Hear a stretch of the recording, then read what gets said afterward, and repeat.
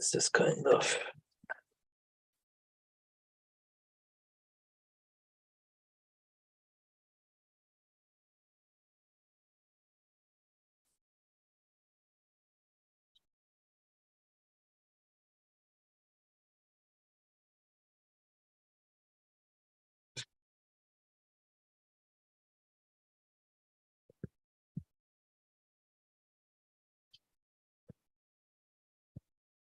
أعوذ بالله من الشيطان الرجيم بسم الله الرحمن الرحيم الحمد لله رب العالمين والصلاة والسلام على رسولنا محمد وعلى آله وصحبه أجمعين. Welcome all. This is our fourth week on the topic of Sahaba. We gave a break during Ramadan and then resume. So inshallah, we'll try to wrap up this week. We were reading from 27th worth, the addendum. Inshallah, I will try to read third reason. It's given quite a good summary of the whole chapter. So inshallah, Nazif Abi from New Jersey and Colin Abi from Durham is with us. So inshallah, feel free to stop me at any time and maybe make a point, and then we'll start discussing certain points inshallah again. Third reason, Bismillah ar-Rahman ar-Rahim, alhamdulillah rabbil alamin, wassalatu wassalamu ala rasulina Muhammad wa ala alihi wa sahbihi ajma'in. A'udhu billahi minash shaitanir rajim. Bismillahir rahmanir rahim. Muhammadur Rasulullah walladhina ma'ahu ashidda 'alal kuffar ruhama bainahum تراهم ركعا سجدا يبتغون فضلا من الله ورضوانه سيماهم في وجوههم من أثر السجود ذلك مثلهم في التوراة ومثلهم في الإنجيل. Third reason, as is proved in the 12th, 24th, and 25th words, the comparison of prophethood or Risale, Nubuwwah, and sainthood, Walaya, is that of the sun itself and the sun's image as it appears in the mirrors. Thus, the comparison of Nubuwwah and Walaya is that of the sun itself and the sun's image as it appears in mirrors. Thus, however much higher the sphere of prophethood is than that of sainthood, the servants of the sphere of prophethood and the companions, the stars of that sun, must be superior to the same degree to the righteous in sphere of sainthood.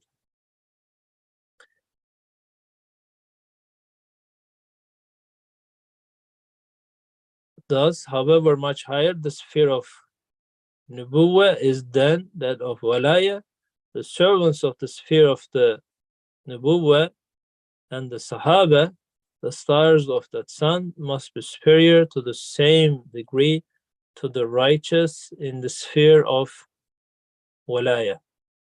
The legacy of prophethood and veracity, which is the supreme sainthood, Walayat Kubra, is the companions' Walaya. Even if a saint, a wali, an awliya attains to this, he still cannot reach the level of the Sahabas, the first rank. We shall explain 3 out of the numerous aspects of this third reason. First aspect,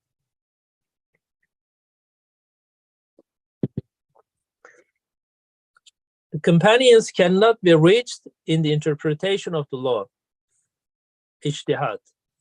That is, in deducing its ordinances, that is, in understanding what pleases Almighty Allah from His word. So, what is the way that Allah has arada with us? He is pleased with us, deducing these meanings from His kalam, His word. This is because that mighty divine revolution revolve around understanding the dominical wishes and divine ordinances. Because that mighty divine revolution revolved around understanding the dominical wishes and divine ordinances, all minds were turned towards deducing those ordinances. All hearts were eager to know, what does our Rabb, our sustainer, want from us? All that happened at the time they saw in such a way as to make this known and understood. Discussions at that time concerned them.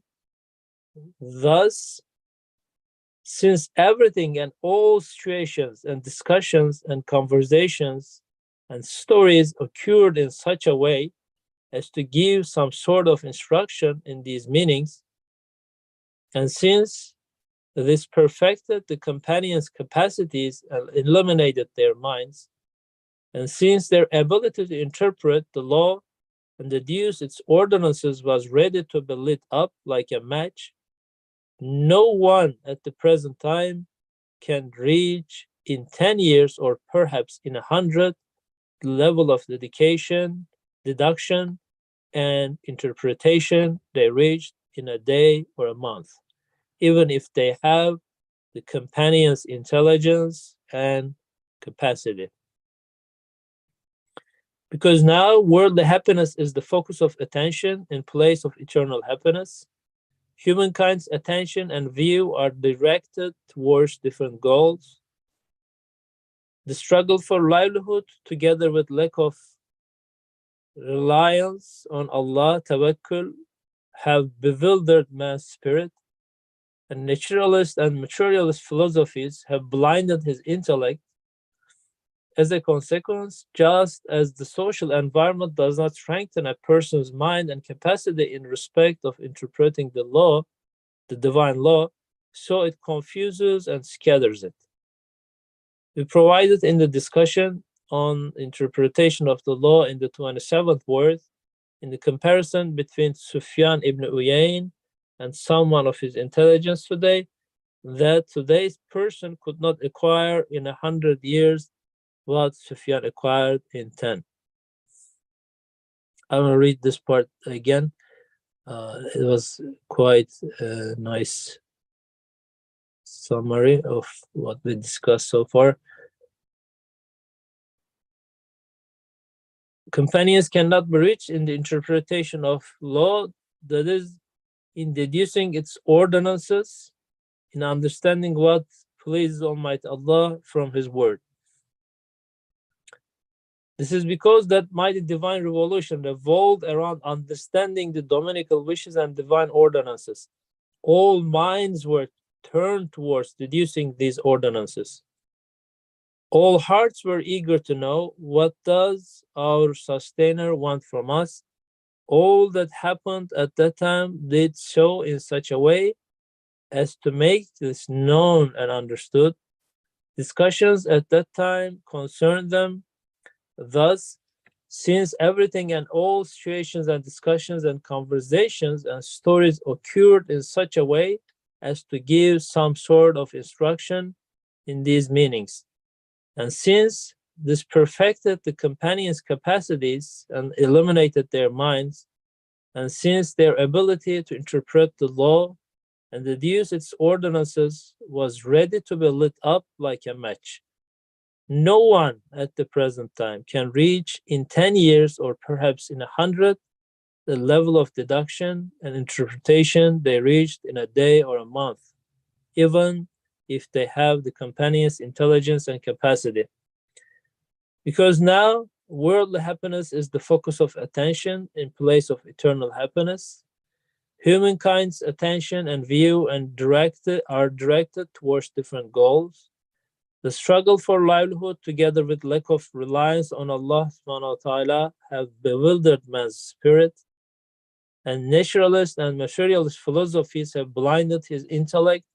As a consequence, just as the social environment does not strengthen a person's mind and capacity in respect of interpreting the divine law, so it confuses and scatters it.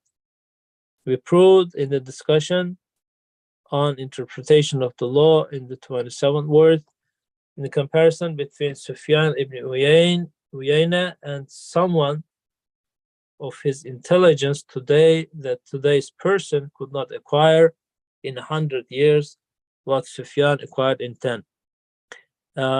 Any thing that you wanted to remind up to this point, Kolun Hocam or Nazif abi? We talked about a couple of examples. I shared some of my memories. For example, this Sufyan ibn Uyayna was joining the majalis, the halaka of the Sahaba at age 4 or 5.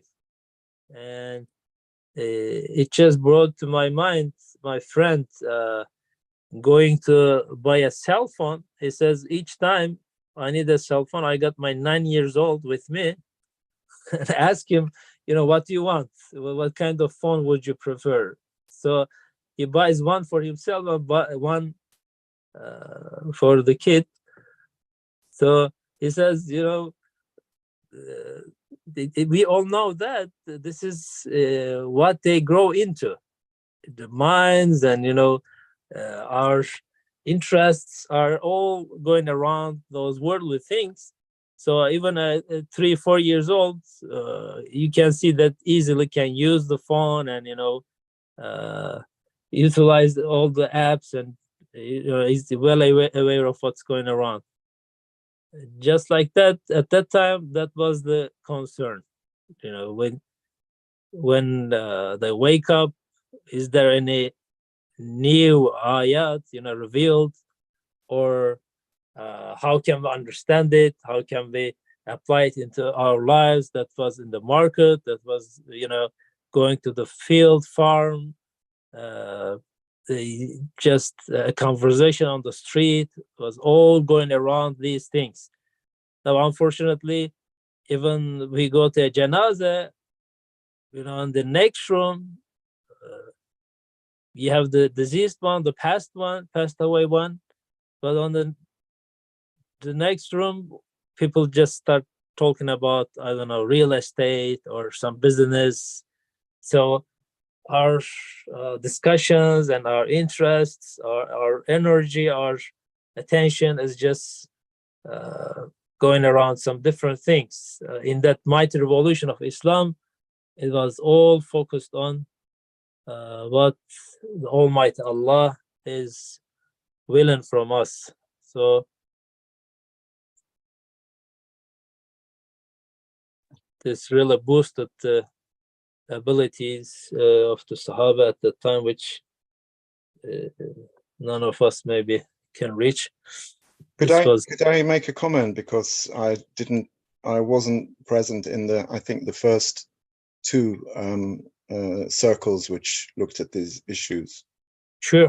From what, and I have to thank you for reading it twice, because it can be missed, I think. The fact that what Ustad is saying here is not that abilities have become fewer or less. The context is extremely different. I can't remember where it was. I read somewhere that the true believer doesn't wake up in the morning and say, what will happen today? What's going to happen today? He wakes up, or she wakes up and says, what is happening to me right now at this moment?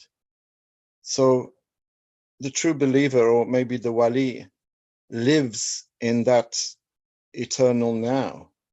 And this is how the Prophet ﷺ and also the Sahaba lived. Their context was one in which there was obviously proximity to the very source of the recipient of the revelations, the Prophet himself. And the context was one in which every waking moment was geared towards finding out the duty, which verses have been revealed today, which verses are being revealed in the creation, which we are also asked to read like a book. And everything was geared towards the attainment of ubudiyah, that has gone. It's very rare. As they say in English, it's as rare as hen's teeth. You're never going to find a chicken that has teeth. It's extremely rare to find someone who is living in the present, in the now, and is living a life of ubudiyah. We are colonized culturally. We call ourselves Muslims, and we live in so-called Muslim countries or Muslim majority countries, but they have been colonized culturally. And also our faith has been secularized to a large extent. So our context is very different. It's not that there aren't people with the ability. There are lots of very, very able people, very bright people, but our context is different. We live in a society that is actually, it militates against wali-like living. It militates against it. Even, I mean, the imtihan, I'm not saying the imtihan is harder, but in one sense, as intellectual awareness has increased, perhaps, faith hasn't decreased alongside it. And actually, it's more difficult in some senses, because there is more distraction, a lot more distraction. Ultimately, that shouldn't matter, but unfortunately, we're weak, and it does. And also, vast numbers of people are now alive that weren't alive at that time. The numbers are much, much greater, and therefore, proportionately, there are going to be these difficulties, much more distraction. And we're just not living in a society that is geared towards this kind of way of looking at the creation. Mm-hmm. Thank you so much. This was a very nice summary of what we read so far. Nazif abi, any addition, or I'll just continue?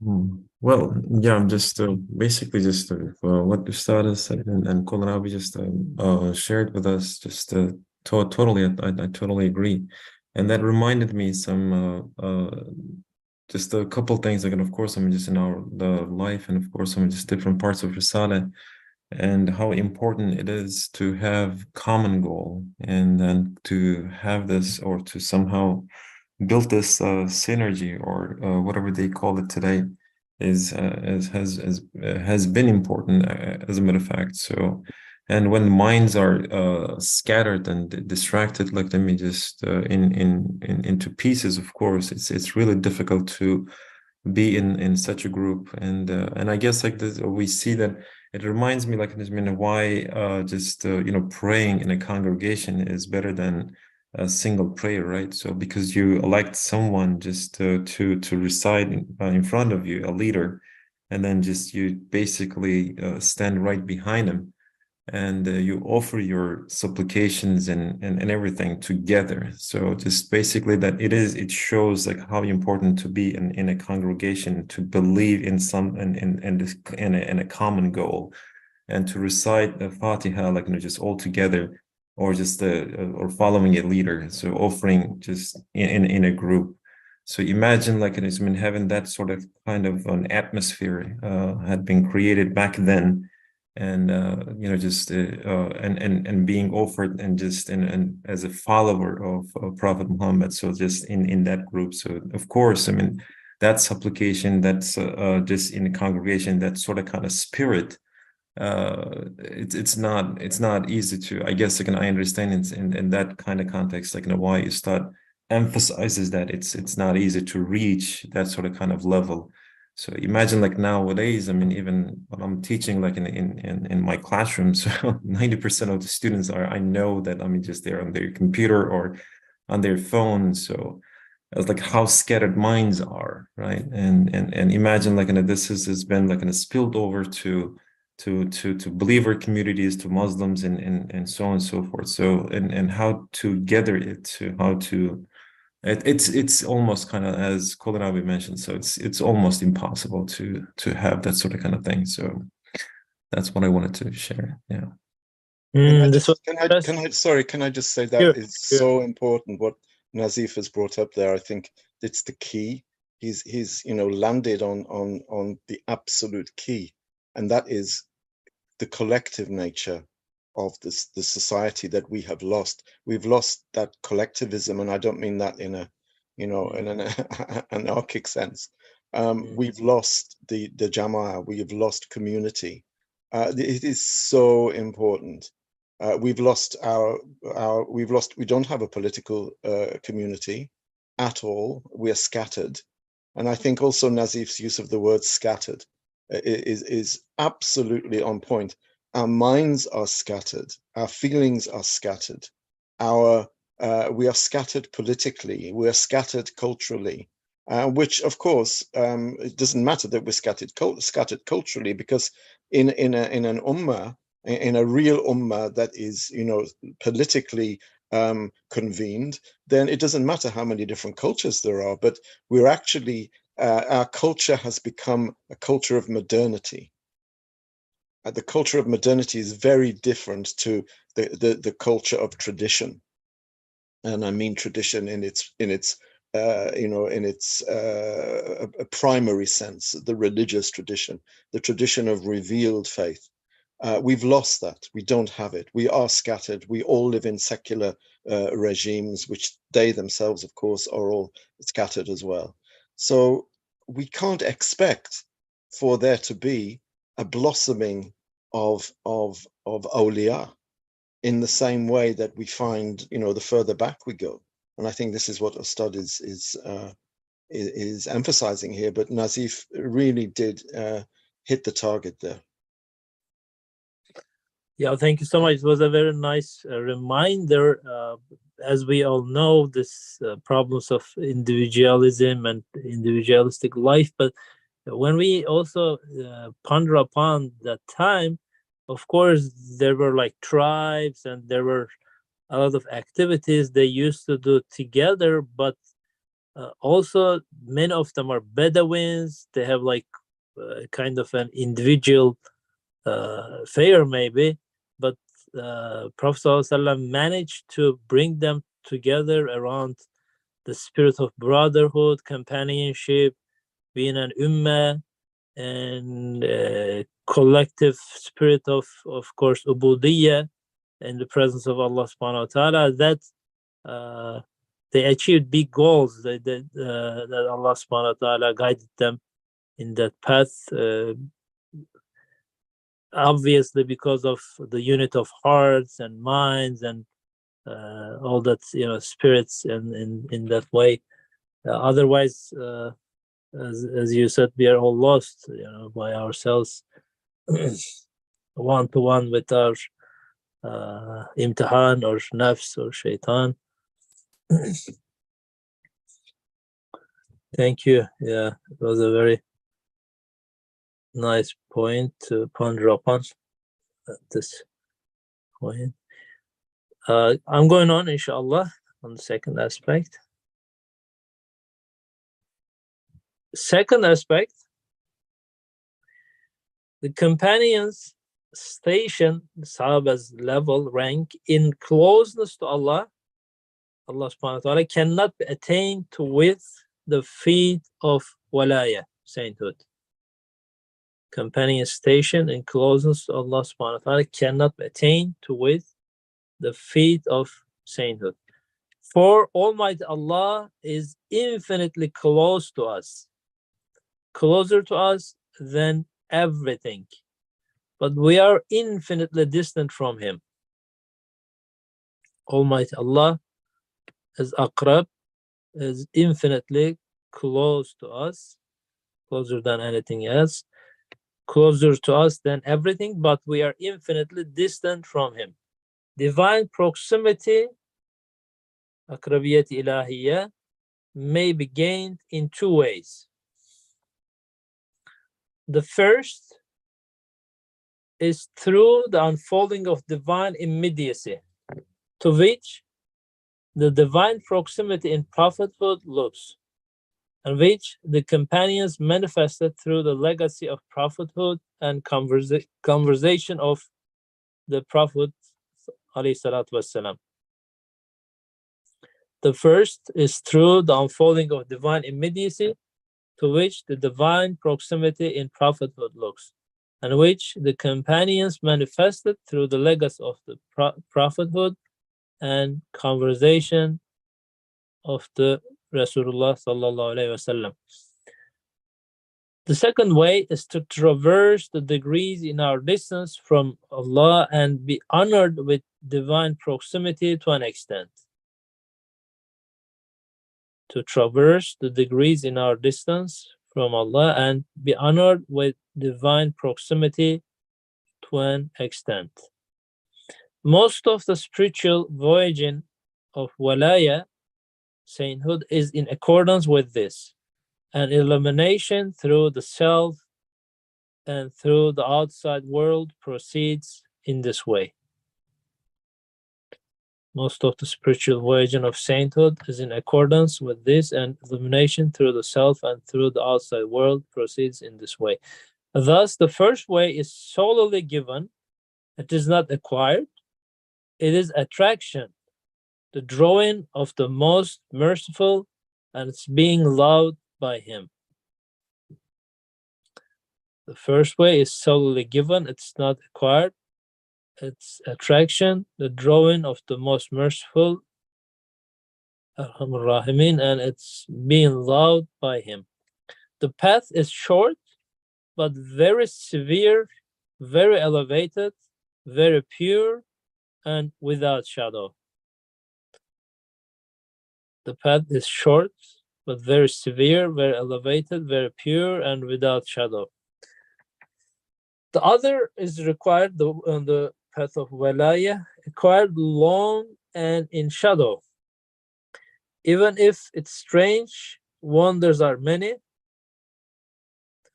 Even if its strange wonders are many, there's many karamat or specific occasions. It cannot reach the first in regard to quality and divine proximity. For example, there are two ways of reaching yesterday. The first is not to be subject to the course of time through a sacred power. It is to rise above time and see yesterday as present like today. The second is to traverse the distance of a year, to travel and turn and come to yesterday. But still yesterday cannot be held. It leaves the person and departs. In just the same way, there are two ways of passing from the apparent to reality. The first is to be carried away directly on the attraction of reality and without entering the intermediate realm, the barzakh of the Sufi way, to find reality within the apparent itself. The second is to pass through many levels by spiritual journeying. For sure, the saints are successful in annihilating the soul, killing the nafs, and kill the evil commanding soul, but they still cannot reach the companions. Because since the companions' souls had been purified and cleansed by virtue of the many faculties within the nafs, they manifested to a greater degree the varieties of worship and thanks and praise. After the nafs has been annihilated, the worship of the saints acquires a simpleness and plainness.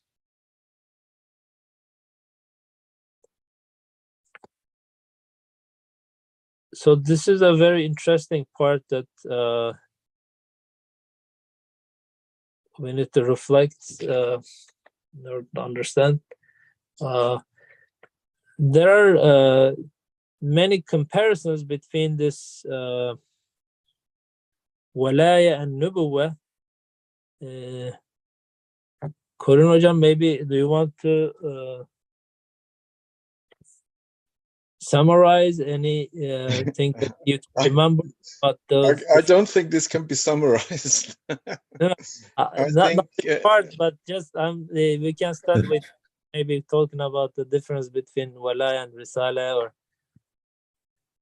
well, first of all, what's the original for divine immediacy? We know that proximity is qurbiya or aqrabiya, of course, but what's the immediacy there, divine immediacy? I remember as aqrabiyat ilahiyya. Yes, you are right. No, immediacy, not proximity. Let me go to the text.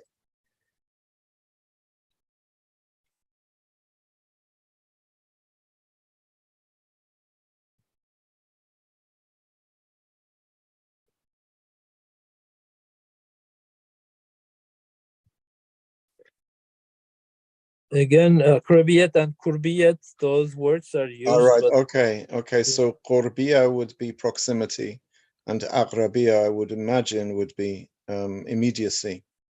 And budiyat is our infinite distance. Well, if he talks about, can you go back to the previous page? Okay, it says at the beginning of the second aspect that Almighty God is infinitely close to us, closer to us than everything, but we are infinitely distant from him. Divine proximity may be gained in two ways. Well, I think there are two ways of understanding this. One is practically. Of course, Allah is always close to us. And in fact, we are always close to Allah, but we don't realize it because we alienate ourselves from him. So there is that conceptual sense. But there's also the ontological sense of God being infinitely distant from us, or we are infinitely distant from him. And the only way I can understand the ontological issue here is to think of a good, practical example is the sun. The sun, the heat and the light of the sun, we feel that, we can feel it on our faces, and yet we are extremely far away from the sun. We are all, in a sense, infinitely distant. So maybe ontologically we can understand that. We will never be able to be close to Allah ontologically because he is Allah and we are not. But I think this is not what it's talking about here. I think this is talking about we are distant because we can't be close to him conceptually. And that is a problem. And there are two ways, as he says, of that being remedied. And then he goes on to talk about that. How do we become closer to Allah, not ontologically, but, in the sense of ubudiyah? How do we become an abid, an abd? And he says there are two ways. And of course, he's talking about wali here because he's comparing, wali to the prophets. He's talking about the companions of the prophet, and he's talking about walaya in our time. How is it possible? And there are two ways. The first, if we can go on to the next page, as he says, is through the unfolding of divine immediacy. In other words, this is something that the companions enjoyed because they were with the prophet and they were recipients of the conversation of the prophet. And because the prophet, of course, is proximate to God, is close to God, then they were able, vicariously to derive a certain amount of aqrabiyya because of their proximity to the prophet. So they had that, and this is given. This is a given. It's not something that you can just attain. The second way is to actually then try to attain that proximity by spiritually voyaging. In other words, by fighting with the diseases of the nafs. And this is where we come to tazkiyah. Tazkiyah nafs, of course, again, that depends on divine grace, but at least we have some kind of engagement with that. We can start out on that journey. But it's a very, very long journey, as he says. The first one, the path is very short, very severe, very elevated, very pure, without shadow, and it is only given. It is not attainable. It's not acquired. It's not tahsili. It's not. Allah is the one who draws those people to Him. So that's not something that we can learn or attain through our own efforts. He says the other way is acquired, long, and in shadow. And this is the only way that we can acquire or attain that level. He says the other is acquired, long, and in shadow, even if its strange wonders are many. It cannot reach the first in regard to quality and divine proximity. So that is an issue of tazkiyeh nafs, preparing the soul, fighting with the diseases of the lower self. And then he gives examples, and I didn't really understand this first example. If someone can explain it to me. He says there are two ways of reaching yesterday. The first is not to be subject to the course of time. Of course, quite clearly, for Allah, there is no yesterday, today, and tomorrow. And if you can try to imagine yourself out of time, then everything would, being timeless, everything would be the same. Yesterday, today, and tomorrow would all be the one. Allah has that, conspectus of reality in which there is no time. And the only thing that we have that is even a little bit like that is in dreams, for example, where there is time but no space. The time is slightly different to what we are experiencing now while we are awake. But at the same time, there is still time there. But I don't understand. Sorry, I don't understand his example here. Either we have to be, in a sense, above everything so that we can see below. If you're on a very, very high mountain and there is a road that skirts that mountain, you can see cars on either side, and you can tell that they're going to crash before they do, if they don't put their brakes on, because you can see the whole of the road which runs around the mountain. In other words, you are so high that you can see almost like, before and after when you look down. But I didn't understand his second example here. And if you can explain that to me, he says, there are two ways of reaching yesterday. The first is not to be subject to the course of time. And then he says the second is traverse the distance of a year, to travel and turn and come to yesterday. I'm sorry, but I didn't understand this. If anyone could explain, that would be really helpful. Maybe Nazifa, we can. I didn't understand well too, but just one thing came to my mind from your explanations. It might be just maybe the other senses, feelings, understandings, qualities of the Sahaba were opened by Allah subhanahu wa ta'ala to feel that proximity, like in as you said, over the time with our spirits, then can feel as in a dream, yesterday or today or tomorrow together. But I'm not that clear with that example too. I'm not sure whether the English helps here as well, because the English is this translation is very literal. Yeah, I think it's just he's just mentioning. So I think it's just he's just making a point, like, where you travel for 1 year, so you can maybe reach the same day, but still that same day just goes away. So that's the only thing that I understand from here. So, or maybe just the traveling in a reverse kind of way, but still he says, yeah, it just comes and goes. So right, okay. Is in it other just words, it's not possible, is it really? yeah. In physical realm, just being subject to the day, looking at the calendar or just living that day physically, it's not really possible, as you said. But maybe with the spirit and our other qualities, could be in a way possible. I'm sure. Oh, there is. Yeah, there's a comment. Yeah. Let me read Fatih's reflection. The life circle of the spirit is years. So if one is living in the level of spirit, can live today with yesterday and tomorrow. I didn't Like- understand that either, unfortunately. Okay. That's-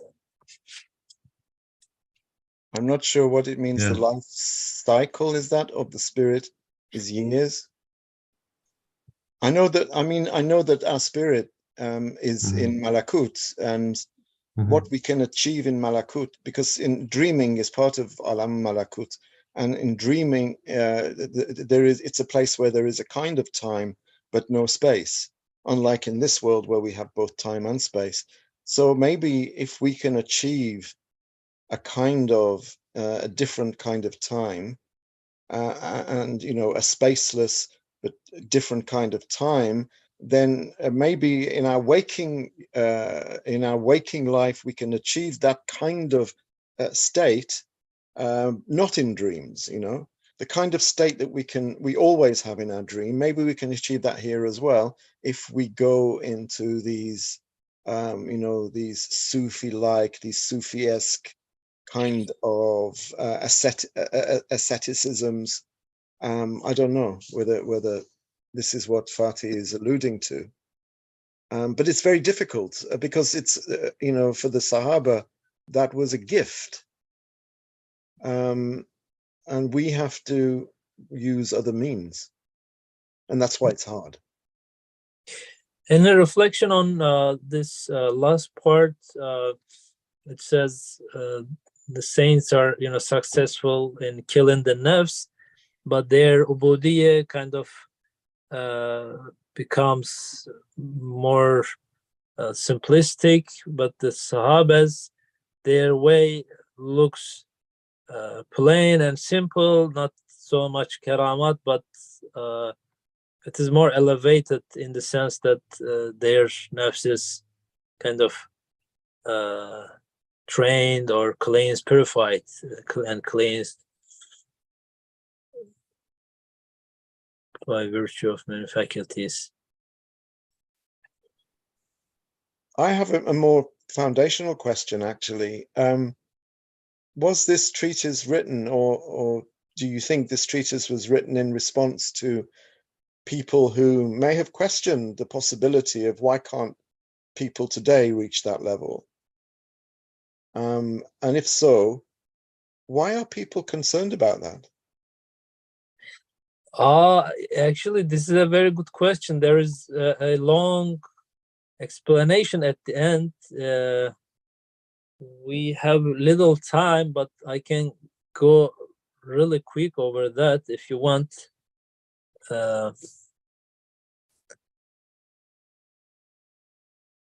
It said the companions saw Allah's noble messenger, والسلام, then they believed. We, however, have believed without seeing him, in which case our belief is stronger. Also, there are narrations mentioning the strength of our belief. Are there not? Answer: at that time, when all ideas were opposed and hostile to the truth of Islam, the companions believed so strongly, sometimes on only seeing the person of Allah's Messenger والسلام, and without miracles, that all the generally held ideas in the world did not shake them. Let alone doubts, they did not even cause some of them the slightest anxiety or scruple. You are comparing your belief with that of the companions, but how can there be any comparison?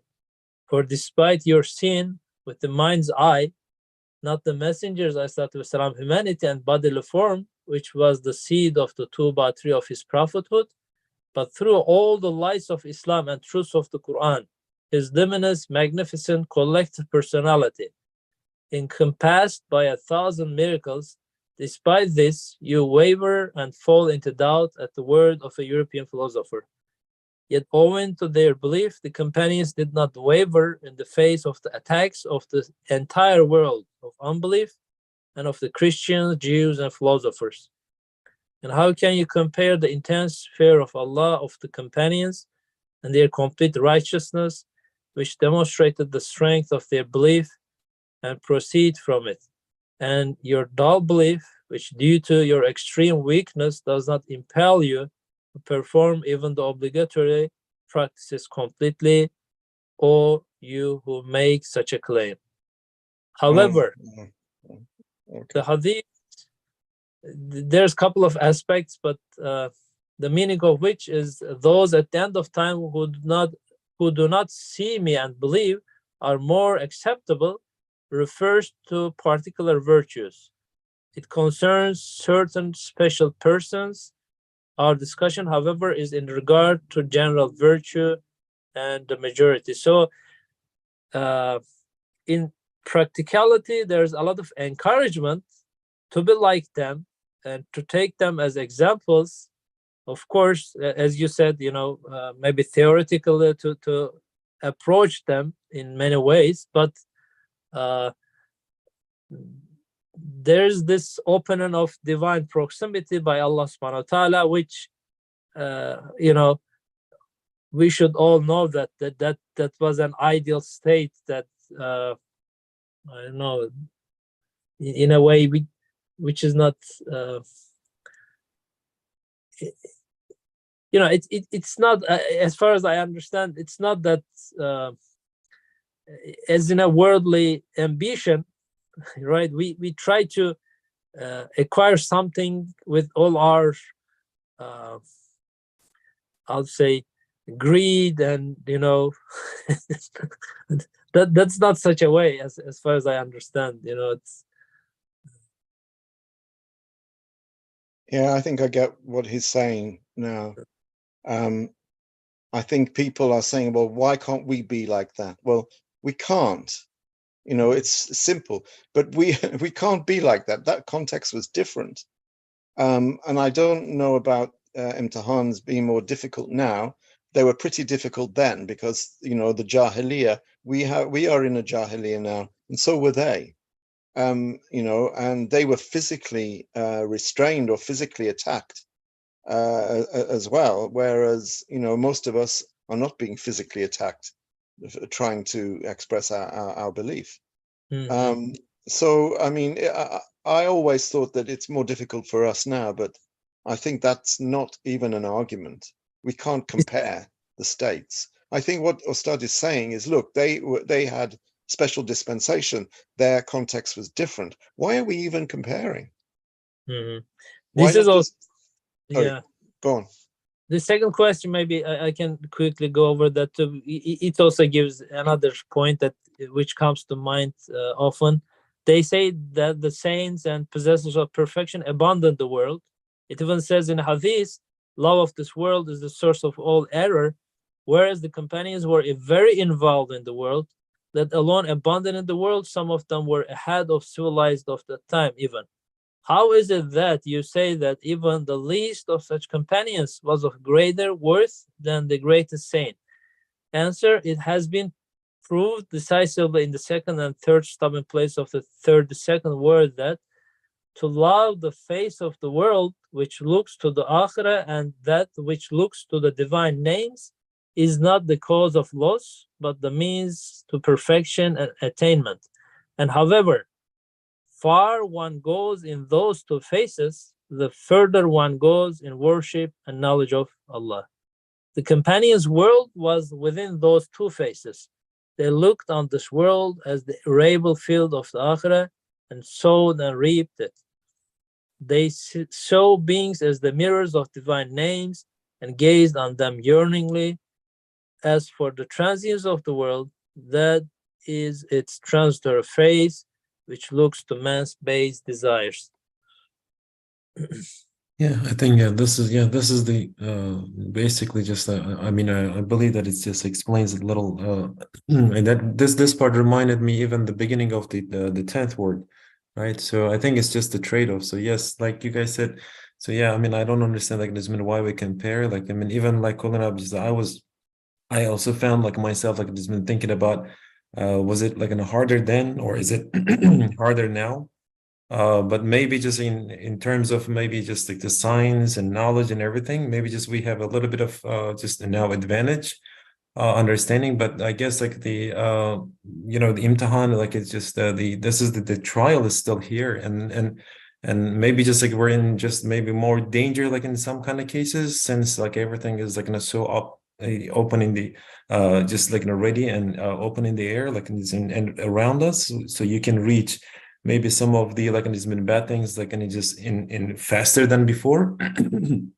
But even in the 10th word, like he says, I cannot forget like just when he was like making that comparison.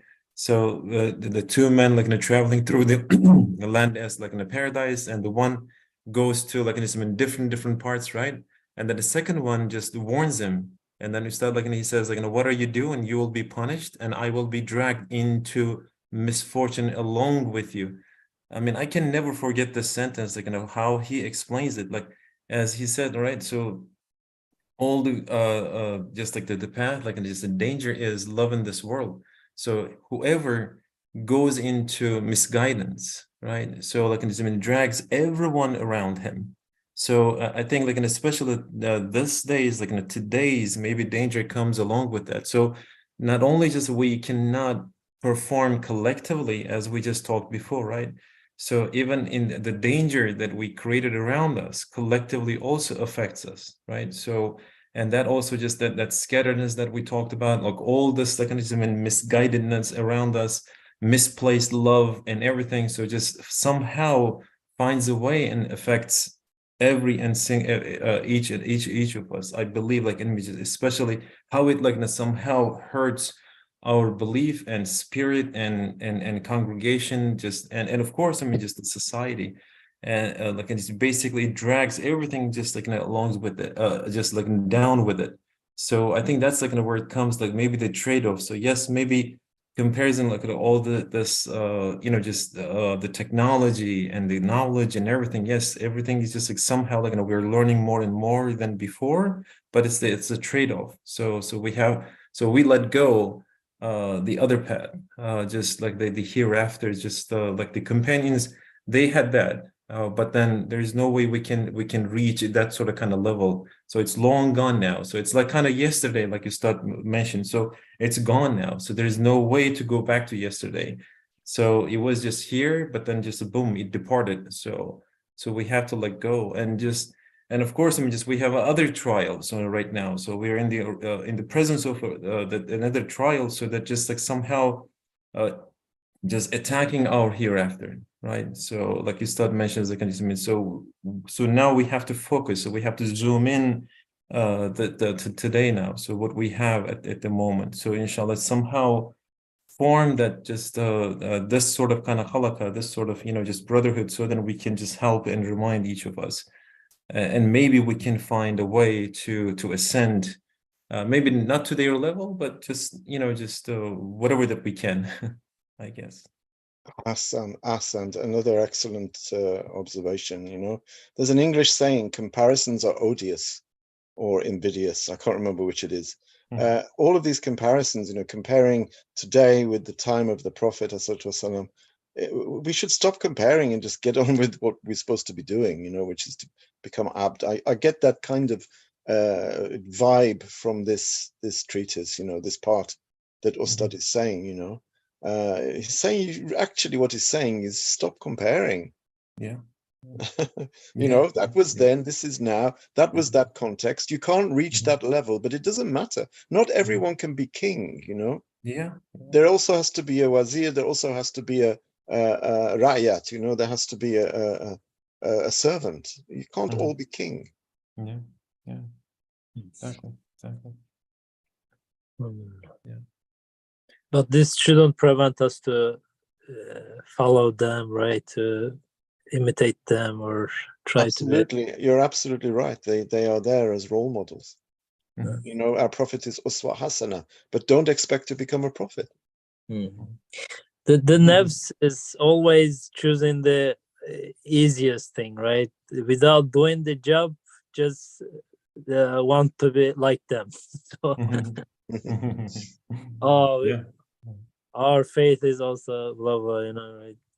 In Yeah. Yeah. Yeah, thank you so much. It's always sad to be at the end. It goes very fast. Again, we are at the end of time. Thank you so much for joining us. I'm not sure if we are gonna continue one more week, but this was what we could cover so far. Of course, as Ustad says, this is a very broad topic. He just comes with three reasoning in that comparison with the Sahaba. So, inshallah, may Allah increase our understanding of their path, their example on the way of Quran and Sunnah. May Allah give us strength to follow them. Inshallah, make dua for each of us, for all of us. Yeah, thank you so much. Assalamu alaikum, inshallah. Alaikum salam. Walaikum assalam. Maybe we didn't do a dua, just Colin Abi, you can close it. Al-Fatiha.